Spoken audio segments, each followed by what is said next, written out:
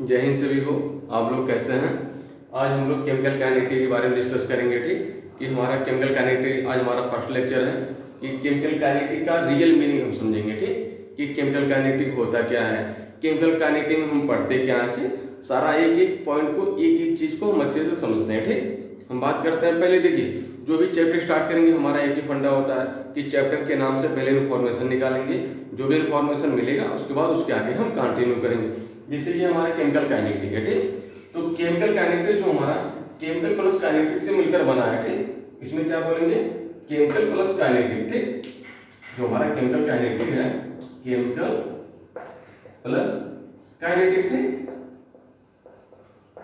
अब chemical plus kinetic, अब chemical का मतलब क्या होता है, काइनेटिक का मतलब क्या होता है, ये पहले समझ लेते हैं। ठीक कि ये वर्ड से क्या समझ रहा है, केमिकल काइनेटिक रासायनिक बलगति किसे बोला जाता है।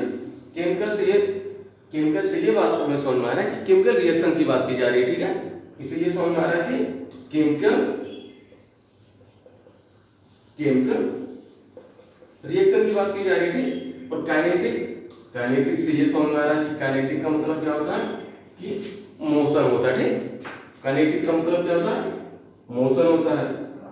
मोशन को क्या बोल सकते हैं, स्पीड भी बोल सकते हैं। इसी को मोशन बोले या स्पीड बोले, और इसी को क्या बोल सकते हैं, रेट भी बोला जाता है। ठीक है, इसी को काइनेटिक को क्या क्या बोला जाता है, या तो मोशन बोल दें, या तो स्पीड बोल दें, या तो रेट भी बोल दें। ठीक अब देखिए हम समझते हैं कि केमिकल काइनेटिक में हम क्या पढ़ते हैं, केमिकल प्लस काइनेटिक। केमिकल मतलब केमिकल रिएक्शन, काइनेटिक का मतलब मोशन, स्पीड या रेट।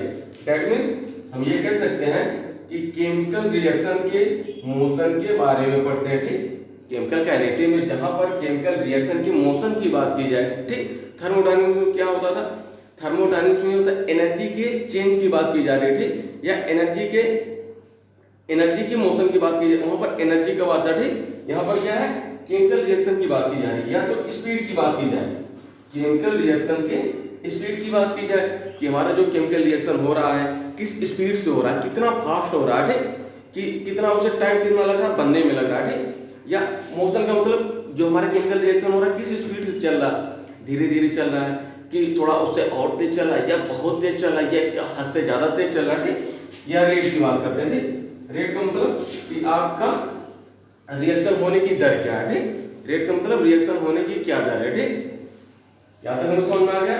नेक्स्ट टॉपिक की बात करें, नेक्स्ट टॉपिक हमारा इसमें नेक्स्ट आता है, हमारा इसमें दूसरा टॉपिक आता है कि जो हम केमिकल रिएक्शन है उसके रेट के बारे में डिस्कस कर रहे हैं। ठीक कि रेट के बारे में क्या है, तो हम यही देखिए केमिकल जो रिएक्शन है उसके स्पीड के बारे में बात कर रहे हैं, या उसके मोशन के बारे में बात कर रहे हैं, या उसके रेट के बारे में बात कर रहे हैं। ठीक तो कोई भी केमिकल रिएक्शन है उसके रेट को हम पढ़ते हैं क्यों। ठीक अब हमारा नेक्स्ट हेडिंग आता है why do we study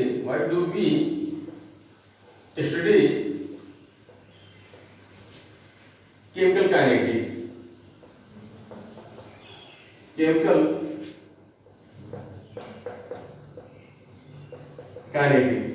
हम केमिकल काइनेटिक को पढ़ते क्यों। ठीक केमिकल काइनेटिक को हम ना पढ़े तो क्या होगा, केमिकल काइनेटिक में क्या पढ़ा जाता है, केमिकल रिएक्शन के रेट के बारे में हम डिस्कस करते हैं। ठीक अब हमारा हेडिंग है कि केमिकल काइनेटिक को हम पढ़ते क्यों हैं, ना पढ़े तो क्या होगा।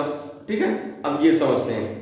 अब ये समझने के लिए हम दो प्रकार से समझेंगे। ठीक एक बात करेंगे, ऐसे बच्चे की बात करेंगे कि जिसे साइंस के बारे में कुछ पता ही नहीं। ठीक दूसरा एग्जाम्पल लेंगे, ऐसा बच्चा जो साइंस के बारे में सब कुछ जानता है। ठीक पहला हमारा होगा कि फर्स्ट होगा कि ऐसा बच्चा जिसे कुछ भी नहीं पता। ठीक उसे हम लेकर समझाते हैं।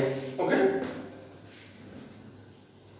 हम लोग जानते हैं कि जो हमारा कार्बन होता है, कार्बन के दो पार्ट होते हैं। ठीक कार्बन का एलोट्रोप होता है। ठीक हमारा एक क्या होता है, ग्रेफाइट होता है, ग्रेफाइट, और दूसरा हमारा क्या होता है, डायमंड होता है।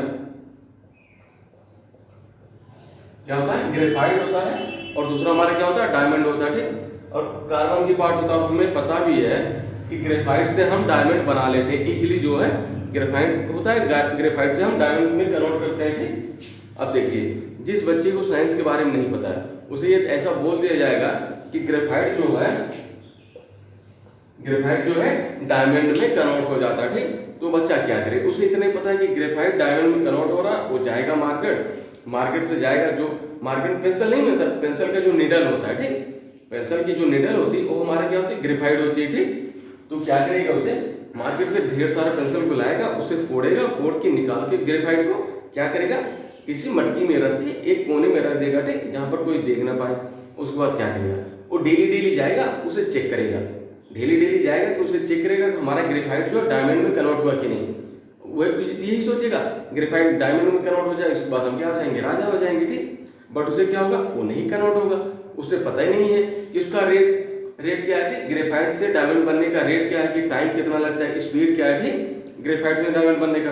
तो आप लोग जानते हो ग्रेफाइट से डायमंड जो बनता है ये नेचर ही बनाता है, ठीक। ये बहुत पहले के टाइम पे क्या हुआ था, पृथ्वी में भूकंप आया था कि सब कुछ पलट गया था, ठीक, कि जानवर नीचे दब गए थे, पेड़ और नीचे दब गए थे, उसी के बाद फिर कोयला बना, ठीक, लाखों साल करोड़ों साल में, ठीक। और उसी में क्या होता है, आप लोग को पता ही होगा कि जो कोयले की खान होता है वहां से हमारा डायमंड निकलता है, ठीक। उसका जो टेम्परेचर, इसके लिए जो हमारा टेम्परेचर लगता है ग्रेफाइट से डायमंड में कन्वर्ट होने के लिए जो टेम्परेचर लगता है, ये 5000 से 6000 सेल्सियस टेम्परेचर चाहिए, ठीक। 5000 से 6000 सेल्सियस टेम्परेचर चाहिए, ठीक। हमारा जो टेम्परेचर कितना चाहिए, 5000 से 6000 सेल्सियस टेम्परेचर चाहिए, ठीक। और जो हमारा प्रेशर होता है 1000 एटमॉस्फेयर प्रेशर चाहिए, ठीक। जो हमारा प्रेशर चाहिए 1000 एटमॉस्फेयर प्रेशर चाहिए, ठीक, जो रियल लाइफ में कंटेन करना पॉसिबल नहीं है, ठीक। दैट मीन्स हम किसी लैब में इतना टेम्परेचर और इतना प्रेशर क्रिएट नहीं कर सकते हैं, ठीक। ये ग्रेफाइट से डायमंड बनने के लिए जो हमारा रेट है लाखों साल लगते हैं, कभी कभी शताब्दियां लग जाती हैं, कभी कभी कई शताब्दियां लग जाती है, ठीक, लाख साल लग जाए या करोड़ साल भी लग सकता है, ठीक है, कुछ भी लग सकता है इसे कन्वर्ट होने के लिए। और ये नेचर ही बनाता है, ठीक। जब बच्चे को पता ही नहीं रहेगा कि उसे कितना टेम्परेचर देना है, कितना प्रेशर देना है, ठीक, वो तो पता ही नहीं, वो तो यही बार बार देखेगा भैया हमारा ग्रेफाइट जो है डायमंड में क्यों नहीं कन्वर्ट हो रहा है, ठीक, और वो बार बार परेशान भी होता रहेगा।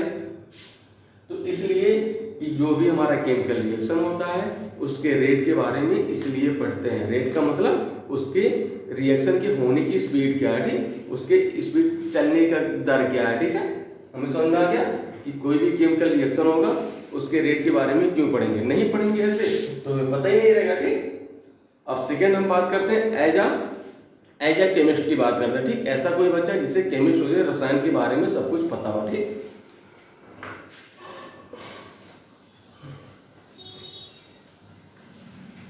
मान के चलते हैं एज अ केमिस्ट की बात करते हैं, ठीक, कि एक हमारा रिएक्शन है, जो रिएक्शन आज के पहले कभी कोई किया ही नहीं, ठीक, उस रिएक्शन को सपोज के मान के चलते हैं।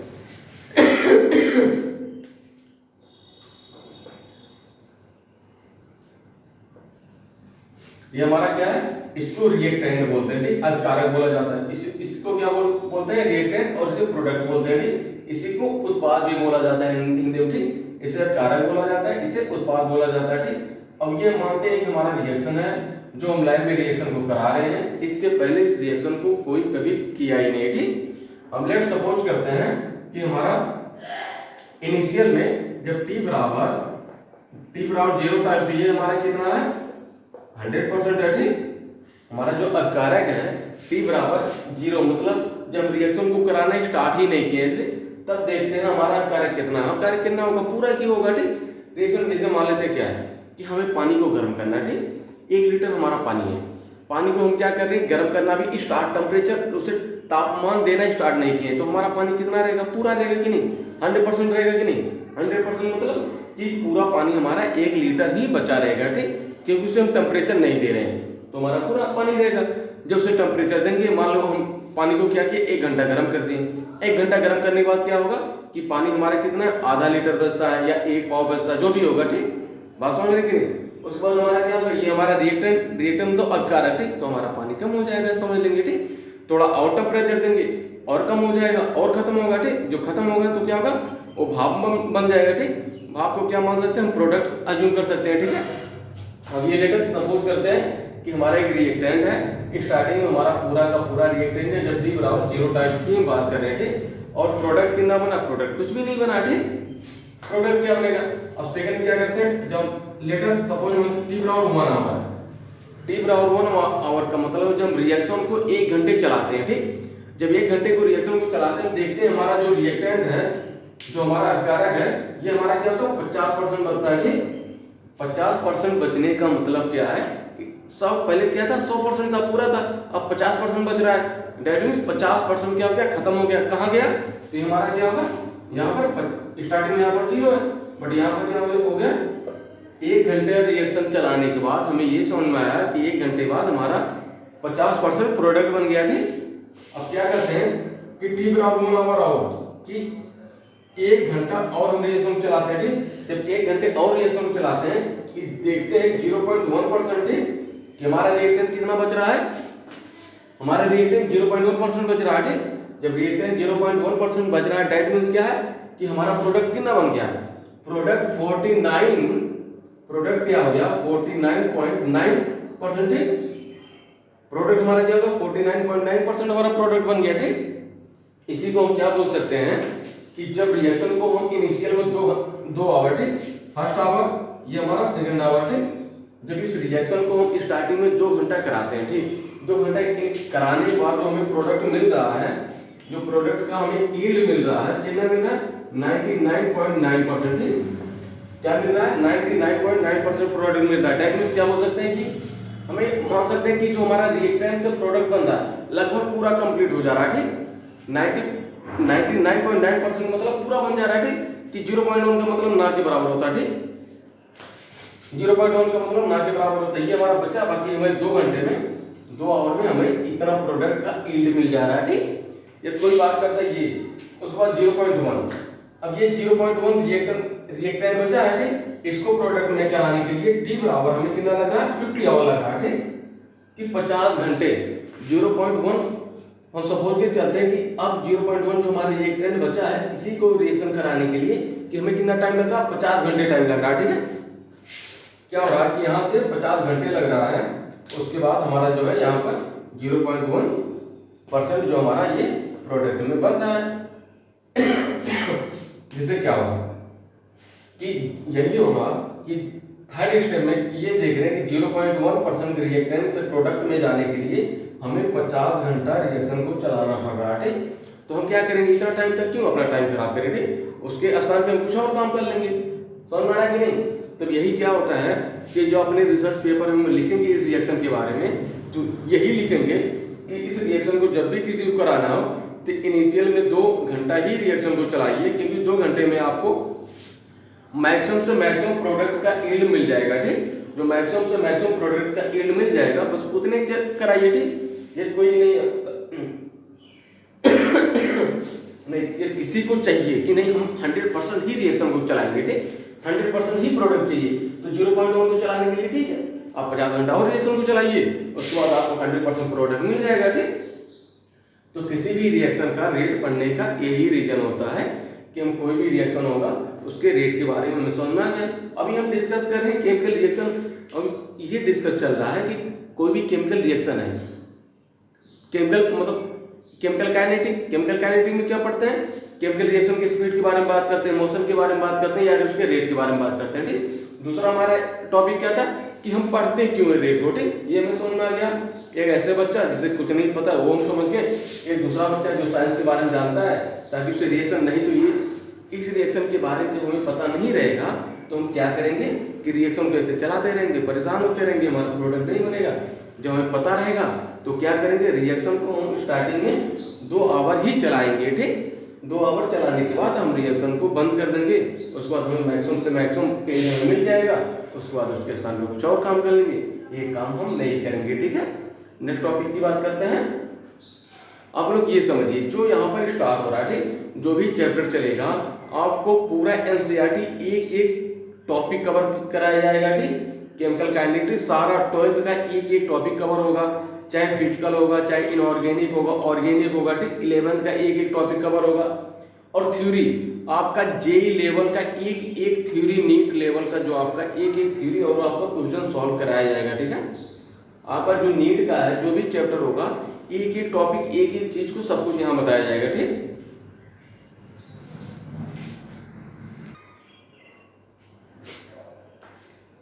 फिर आपको ये जो टॉपिक स्टार्ट हुआ, आपको केमिकल काइनेटिक के बारे में समझ में आ गया कि क्या कैसे होता है। ठीक, तो ये मतलब और लोग के पास भेजिए, शेयर करिए और खुद भी सब्सक्राइब करिए। ठीक, और अपने दोस्तों के पास भेजिए, उन्हें भी देखें। सब कुछ आपको फ्री में यहाँ पर प्रोवाइड किया जाएगा, एक एक चीज। ठीक, तो आपको अच्छा लगेगा तो आप सब्सक्राइब करिएगा, ना अच्छा लगेगा तो कोई बात नहीं।